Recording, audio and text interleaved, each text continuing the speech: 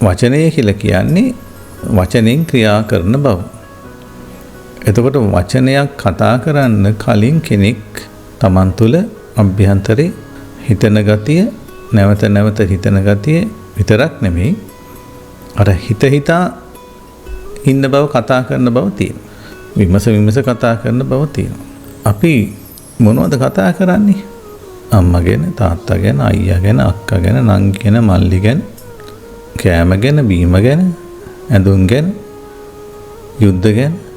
ඊට පස්සේ සමහරක් වෙලාවට මේ විවිධාකාර ලෝකයේ තිබෙන දේවල් ගැන, ස්ත්‍රීන් ගැන, පුරුෂයන් ගැන කටින් වචනයක් පිට වෙන්න කලින්, වචනයක් කතා කරන්න කලින් ඒ ගැන හිතන්න ඕන.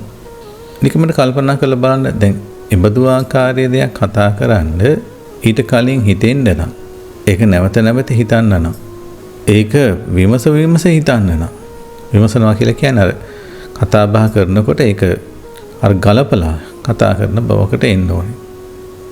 මේ මොනදී කරන්න ගියත් ඒ මොන ආකාරයට හිතන්න ගියත් ඒකට හේතුව අවිද්‍යාව, නොදන්නාකම.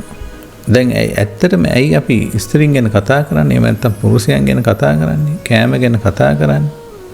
බීම ගැන කතා කරන්නේ? ගෙවල් ගැන කතා කරන්නේ? ඒවා කතා කරනකොට ඒ කතා කරන්න කලින් අපි ඒවා හිතන්නේ ඇයි? ඒකට හේතුව තමයි අපි ඒවා පිළිබඳ පැහැදිලිවම දන්නේ නැතිකම, නොදන්නාකම. අනිත්‍ය දෙයක කතා කරන්න මොනවද තියෙන්නේ? දුකට අයිති දෙයක කතා කරන්න මොනවද තියෙන්නේ?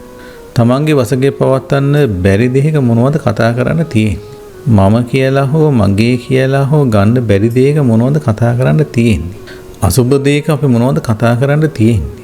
අසාර දෙයක, ඒ කියන්නේ වැඩක් නැති දෙයක.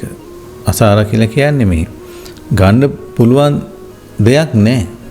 කොච්චර කතා කරත් ගන්න දෙයක් නැහැ. හරයක් නැහැ. ඉතින් හරයක් නැති දෙයක මොනවද කතා කරන්න තියෙන්නේ? හරයක් නැති දෙයක මොනවද හිතා ඉන්න තියෙන්නේ? වචී සංකාරය. ඒ කියලා කියන්නේ මේ හිත ඉන්න ගතිය. ඕනෑම කාරණයක් වෙන්න පුළුවන් ඒක. මේ හිත කල්පනා කර ඉන්න ගතිය හැදෙන්නෙම නොදන්නාකමත් එක්ක.